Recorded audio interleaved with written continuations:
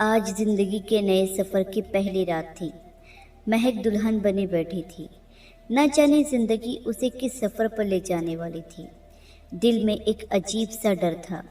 एक पल में ही अधिकार बदल गए थे। तभी साहिल कमरे में आया, महक के पास बैठ गया। तुम थकी हुई लग रही हो, महक धीरे से बोली। नहीं तो, ऐसे ही। साहिल ने महक से पूछना शुरू किया, खाना खाना है? महक ने सहमति में सिर हिलाया। साहिल कमरे से बाहर गया और एक प्लेट में खाना ले आया। वह महक के पास बैठ गया और खुशी खुशी खाना खाने लगा। महक को भी भूख लगी थी, बहुत भूख लगी थी। वह मन ही मन सोचने लगी, मैंने कहा था ना मुझे भूख लगी है, खाना लेकर आए और मुझसे पूछा भी नहीं। जब साहिल ने खाना ख़त्म किया तो महक की आंखों से आंसू बह रहे थे। साहिल चिंतित हो गया। अरे तुम्हें क्या हुआ? महक ने इनकार में सिर हिलाया। साहिल प्यार से पूछने लगा, महक बताओ क्या हुआ? महक धीरे से बोली, मैंने तुमसे कहा था ना मुझे भी खाना खाना है, और तुम बिना पूछे ही खाना खा गए। साहिल ज़ोर ज़ोर से हंसने लगा। हे मालिक, मुझे लगा तुमने मना कर दिया है। तुमने सिर हिलाया तो मुझे लगा तुम्हें भूख नहीं है। ठीक है, माफ़ करना, मैं अभी तुम्हारे लिए भी एक प्लेट बनाकर लाता हूँ। साहिल कमरे से बाहर चला गया और थोड़ी देर बाद खाना ले आया। जब महक ने खाना खा लिया तो साहिल उसके पास आकर बैठ गया। देखो महक, अब ये तुम्हारा घर है। इस घर को स्वर्ग बनाना, मेरी और इस घर की इज्जत का ख्याल रखना। और हाँ, मेरे मम्मी पापा अब से तुम्हारे मम्मी पापा हैं। इन्हें आंटी या अंकल मत कहना, बस मम्मी पापा कहना। महक बहुत अच्छी लड़की थी।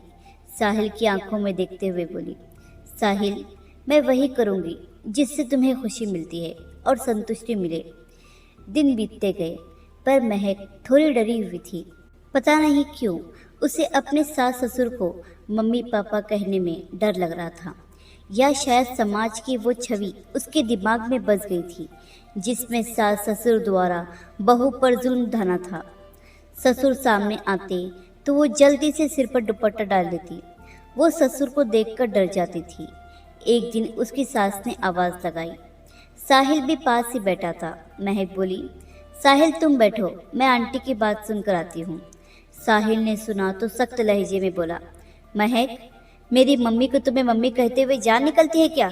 तुम मेरे मम्मी पापा को अपने मम्मी पापा क्यों नहीं समझ सकती? तुम कब इस घर को अपनाओगी? महक चुप हो गई। कुछ दिन बीत गए। महक रसोई घर में खाना बना रही थी। सब्जियां थोड़ी जल गई। वह डरने लगी। अब अगर उसकी सास को पता चल गया तो वह उसे खूब डांटेगी। लेकिन जब उसकी सास को पता चला तो महक को अपने पास बुलाकर प्यार से उसके सिर पर हाथ फेरते हुए कहने लगी, अरे बेटा, सब्जी जल गई है तो चिंता क्यों करती हो? तुम्हें पता है, जब मेरी शादी हुई थी तो मुझे चाय बनाना भी नहीं आता था। धीरे धीरे सीख जाओगी। महक के दिल में सासू माँ के लिए प्यार और इज्जत दोनों बढ़ने लगे। कुछ दिन बीते। साहिल दफ्तर से घर आया। खाना खाने के बाद उसने महक से कहा, ये शर्ट उतार रहा हूँ, इसे अभी धो दो। बहुत ठंड थी। महक ने प्यार से कहा, साहिल इसे अभी धोना ज़रूरी है? साहिल ने टीवी देखते हुए कहा, हाँ ज़रूरी है।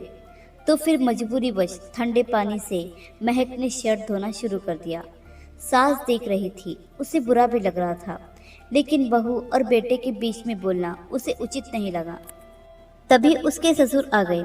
महक ने जल्दी से अपना दुपट्टा सीधा किया और अपनी आंखें नीचे कर ली। महक साहिल के पास बैठ गई और धीरे से बोली, साहिल वॉशिंग मशीन खराब हो गई है, इसे कल ठीक करवा लो। साहिल महक को देखने लगा।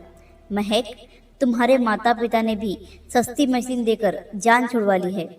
यह 6 महीने में ही दूसरी बार बिगड़ गई है। मैं इसे कल बेचकर दूसरी खरीद लूँगा। अगले दिन महक ने कपड़े धोए, उन्हें सूखने के लिए रस्सी पर लटका दिया और अपने कमरे में चली गई। साहिल वॉशिंग मशीन लेकर बाहर जाने लगा। माँ ने पुकारा, बेटा उसे कहाँ ले जा रहे हो? साहिल ने मुंह बनाते हुए कहा, माँ मैं इसे बेचकर दूसरी मशीन खरीदने जा रहा हूँ। माँ ने प्रश्नवाचक दृष्टि से उसकी ओर देखा और बोली, यह महक की दहेज की मशीन है ना? बेटा इसे मत बेचो, इसे ठीक करा ले। बेटियों को अपने माता पिता से मिलने वाली हर चीज़ अपनी जान से भी ज़्यादा प्यारी होती है। उस खाना पकाने वाले बर्तन को देखो, वह 30 साल पुराना है और आज भी जब मैं उसे देखती हूँ तो मुझे अपनी माँ की याद आती है। और बेटा, तू अपनी पत्नी से प्यार से बात किया कर। उस दिन भी मैं देख रही थी, इतनी ठंड में भी तू उसे शर्ट दिलवा रहा था। और वह देख उसके कपड़े कहाँ से लेकर आया था इन्हें, इतना रंग छोड़ रहे हैं। बिल्कुल ऐसा ही मेरे पास भी एक सूट है, मैं बहू को अपना सूट दे देती हूँ, वह उस पर बहुत प्यारा लगेगा।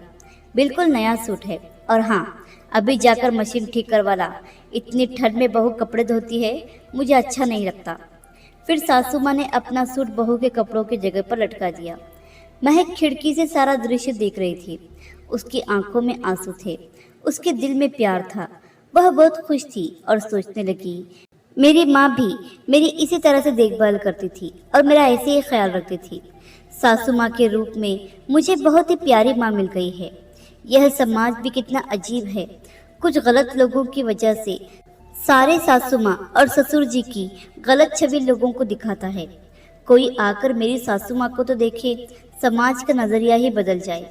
मालिक करे सभी लड़कियों को ऐसा ही प्यार करने वाला और ख्याल रखने वाला ससुराल मिले। जब साहिल घर लौटा तो देखा महक ने अपनी सासू माँ का सूट पहना हुआ था, जो काफी ढीला था मगर उस पर बहुत प्यारा लग रहा था। और तो और आज महक की आंखों में एक अजीब सी चमक थी, खुशी की चमक, मानो उसे सब कुछ मिल गया हो। आज वह अपनी सास को हर बात में मम्मी कहकर बुला रही थी। साहिल ने मशीन नीचे रखी और बोला, आज सास बहू बहुत खुश लग रही हैं, बड़ा प्यार उमड़ रहा है दोनों में। महक ने साहिल की ओर देखा और कहा, सास बहू नहीं, माँ बेटी। साहिल मुस्कुराने लगा, बस थोड़ी सी चाहत, थोड़ा सा एहसास और महक ने खुद को मेरे रंग में ढाल लिया। साहिल मुस्कुराया और बोला, दुल्हन को आते ही अपने घर के नियमों में मत बांधो, उसके प्रति कठोर मत बनो, उस पर अपना शासन मत दिखाओ, उसे कुछ समय दो, उसे समझे, उसे अपने प्यार, अपनेपन और सम्मान का एहसास कराओ। फिर देखो वह लड़की तुम्हारे रंग में ढल जाएगी। वह अपने पति और अपने सास ससुर के लिए जो भी करेगी दिल और खुशी से करेगी और फिर वह अपने प्यार से घर को स्वर्ग बना देगी। हर दूसरी गली मोहल्ले में ऐसे पुरुष मिल जाएंगे जो अपनी मर्दानगी दिखाते, अपनी पत्नियों को गाली देते, मारते पीटते और अपमानित करते हैं, लेकिन अपने जीवन साथी को प्यार सम्मान देने वाले और खुश रखने वाले बहुत ही कम होते हैं। अपनी ज़िंदगी को गुलजार बनाना है तो अपने हमसफ़र को कांटों वाली नहीं, फूलों वाली ज़िंदगी दो। आशा करती हूँ ये कहानी आपको पसंद आई होगी। हमारी कहानियाँ आपको पसंद आ रही हैं तो हमारे चैनल हानिया वॉइस को सब्सक्राइब करना बिल्कुल भी ना भूलिए। यह कहानी आपको पसंद आई हो तो हमें कमेंट करके ज़रूर बताइए।